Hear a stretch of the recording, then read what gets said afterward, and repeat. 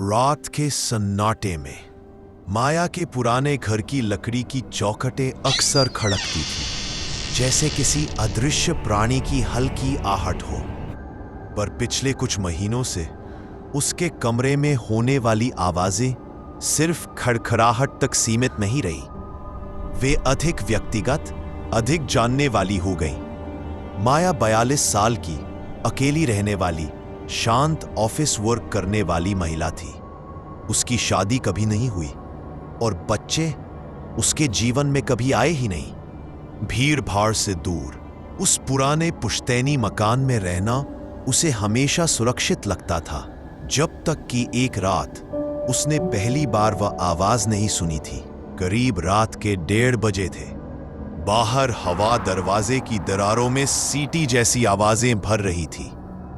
माया किताब पढ़ते पढ़ते थक चुकी थी और सोने ही वाली थी कि अचानक माँ, उसके हाथ में पकड़ी किताब छूटते छूटते रह गई। आवाज बहुत धीमी, बहुत मुलायम थी, मानो किसी छोटे बच्चे ने कांपते हुए किसी गहरे अंधेरे से पुकारा हो। माया ने घबराकर कमरे में नजर दौड़ाई। खिड़की बंद थी, दरवाजा अंदर से कुंडी लगाया हुआ था, टीवी बंद था और मोबाइल साइलेंट था। और फिर वही आवाज दोबारा आई। माँ, अंधेरा है, नीचे बहुत अंधेरा है। माया की सांसें रुक सी गई। आवाज बिस्तर के नीचे से आ रही थी। उसका दिल जोर जोर से धड़कने लगा। वह कांपते हुए बिस्तर के किनारे से थोड़ा पीछे हट गई। शरीर पसीने से भर गया।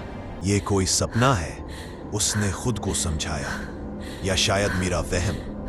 उसने हिम्मत करके नीचे झांकना चाहा, पर डर के मारे वहीं खड़ी रही। उसने पूरा ध्यान हटाकर खुद को किसी और चीज में व्यस्त करना चाहा, पर उस रात उसे नींद नहीं आई। अगली रात वह जल्दी सोने की कोशिश करती रही। उसने कमरे की सभी लाइट्स जला रखी थी। वो अपने दिमाग को समझाती रही कि कल जो सुना वह सिर्फ थकान के कारण था। लेकिन जैसे ही घड़ी ने 1 बजाए, दोबारा लकड़ी की फर्श के नीचे से धीमी सी सरसराहट उठी और फिर वही आवाज, माँ, मत जाओ, यहाँ बहुत ठंड है। माया का पूरा शरीर जम गया। इस बार आवाज और भी साफ थी, जैसे कोई छोटी लड़की 5-6 साल की डर के मारे रोते हुए उससे बात कर रही हो। माया की आंखों में आंसू आ गए। डर और बेचैनी बेकाबू हो रही थी। उसने कांपती आवाज में कहा, तुम मुझे माँ क्यों बुला रही हो? कुछ देर शांति रही। उसके बाद आवाज आई, क्योंकि तुम मेरी माँ हो, नीचे आ जाओ, बहुत अंधेरा है। माया ने सिर पकड़ लिया। उसे लगा कि वह पागल हो रही है।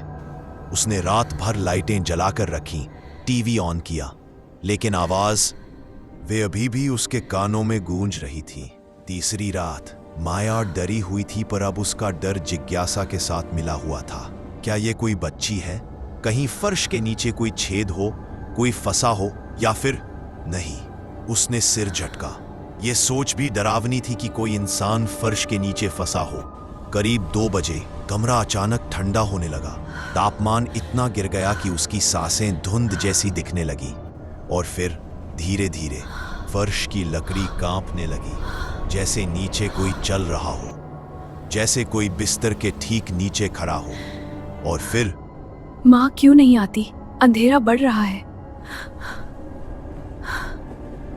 माया ये सुनकर डर गई। अब उसे सिर्फ आवाज ही नहीं सुनाई दे रही थी, उसे महसूस हो रहा था कि बिस्तर के नीचे कुछ मौजूद है, कुछ जो इंसान जैसा नहीं था। वह डरते डरते कमरे से बाहर निकल गई और पूरी रात सोफे पर बैठी रही। अगले दिन ऑफिस में उसका ध्यान कहीं नहीं था। सहकर्मी ने पूछा भी, क्या सब ठीक है माया? उसने मुस्कुराकर टाल दिया, पर अंदर से वह टूट रही थी। दिमाग बार बार एक ही सवाल पूछ रहा था, किसी अनजान छोटी बच्ची की आवाज मुझे माँ क्यों बुलाएगी? घर लौटकर उसने अटारी की पुरानी फाइलें और सामान खंगालना शुरू किया। शायद घर के इतिहास में कुछ ऐसा हो जिसे वह जानती ना हो। धूल से सने डिब्बों के बीच उसे एक पुरानी डायरी मिली, उसकी मां की। डायरी के पन्ने पलटते पलटते उसका हाथ अचानक रुक गया। एक पन्ने पर हल्के अक्षरों में लिखा था, पहली बेटी सिर्फ 2 दिन जीवित रही, माया को कभी सच मत बताना। माया ठिठक गई, उसकी सांसें भारी हो गई। तो क्या उसके माता पिता ने उससे कुछ छिपाया था? क्या उसकी कोई बहन थी? क्या कोई बच्ची जो कभी बड़ी नहीं हुई? उस रात के लिए यही जानकारी उसका सबसे बड़ा डर बन गई। चौथी रात को फिर वही ठंड कमरे में फैलने लगी। माया ने डरते हुए कहा, तुम कौन हो? मुझे माँ क्यों बुलाती हो? कुछ पल शांत। क्योंकि तुमने मुझे कभी देखा ही नहीं। फर्श अचानक चरचराया, बिस्तर हल्का सा ऊपर उठा। माया डर से पीछे हटती गई और तभी फर्श के बीचों बीच एक पतली दरार उभरने लगी। दरार धीरे धीरे लंबी होती गई, फैलती गई। लकड़ी के टुकड़े अलग होने लगे। नीचे गहरी काली खाई नजर आ रही थी, असीम अंधेरी, जैसे कोई गहरा कुआं हो। उस खाई से किसी छोटे हाथ की आकृति बाहर आती दिखी, पतली ठंडी धुंध जैसी, पर उंगलियां स्पष्ट थी। माँ, आप जवाब दो ना, मैं ऊपर आना चाहती हूँ। माया चीख पड़ी। उसके पैरों के नीचे जमीन हिलने लगी, खाई और चौड़ी होने लगी। उसने भागने की कोशिश की, पर कमरा मानो सिकुड़ रहा था। दरवाजा बंद हो चुका था, खिड़की की कुंडी अपने आप लग गई। माया घुटनों के बल गिर पड़ी। उसके सामने एक बच्ची का चेहरा उभरने लगा, खाई से आधा बाहर आता हुआ। चेहरा उसके जैसा नहीं था, पर उसमें कुछ ऐसा था जो उसे अपने ही खून का भाग लगता था, जैसे उसकी यादों का कोई टुकड़ा जिसे जीवन ने कभी देखा ही न हो। बच्ची रोते हुए बोली, तुमने मुझे कभी उठाया नहीं, कभी पुचकारा नहीं, कभी देखा भी नहीं। माया की आंखों से आंसू बह रहे थे। वह कांपते हुए बोली, मैं नहीं जानती थी कि तुम थी भी यहाँ। बच्ची ने हाथ आगे बढ़ाया, जैसे मां की उंगलियां पकड़ने चली हो, पर उसकी उंगलियों के स्पर्श में ठंड नहीं, खालीपन था। और फिर कमरा अचानक शांत हो गया। खाई का अंधेरा और गहरा हो गया। अब तुम जानती हो? फर्श अचानक टूटने लगा, प्लैंक एक एक करके धंसते गए। माया ने चीखते हुए पीछे हटना चाहा, पर देर हो चुकी थी। बिस्तर समेत पूरा फर्श अंधेरे में धंस गया। अगली सुबह पड़ोसियों ने माया के घर का दरवाजा टूटा पाया।